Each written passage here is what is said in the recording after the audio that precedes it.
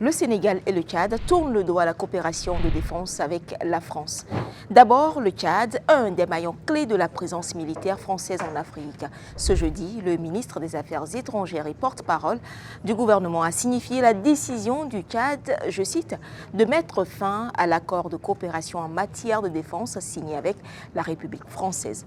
Il s'agit de permettre au Tchad d'affirmer sa souveraineté et de redéfinir ses partenariats stratégiques selon les priorités nationales. Cet accord militaire entre la France et le Tchad date de 1976. Il a été révisé le 5 septembre 2019. Théoriquement, il prévoit entre autres le renforcement du renseignement militaire, l'appui à la garde nationale nomade ou encore la formation des forces armées tchadiennes.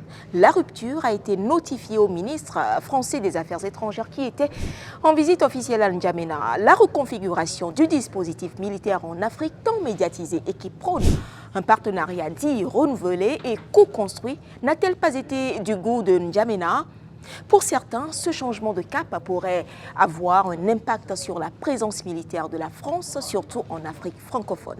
Limité à l'ouest par le Niger, au nord par la Libye, le Tchad, qui a donc une position stratégique, pourrait désormais échapper à la France. À ce jour, Paris dispose de 1000 soldats présents dans ce pays. Cependant, pour d'autres, cette décision n'a rien à voir avec ce qui s'est passé récemment avec le Mali, le Niger et le Burkina Faso. En effet, le gouvernement tchadien, dans son communiqué, a en outre précisé qu'il reste déterminé à entretenir des relations co-constructives avec la France dans d'autres domaines d'intérêt commun au bénéfice des deux peuples.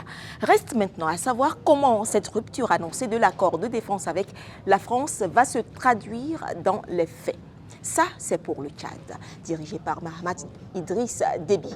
S'agissant du Sénégal, les lignes sont bien plus claires. Dans une interview accordée à des médias français, le président Diomaye a évoqué la nécessité de fermer les bases militaires de la France au Sénégal.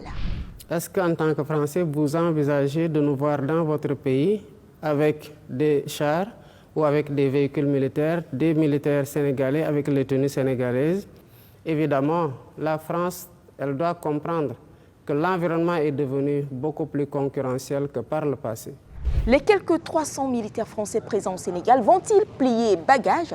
C'est en tout cas le souhait du président Diomaye Faye qui a bien précisé que le délai de rigueur du départ de ces forces étrangères n'est pas pour l'heure fixé.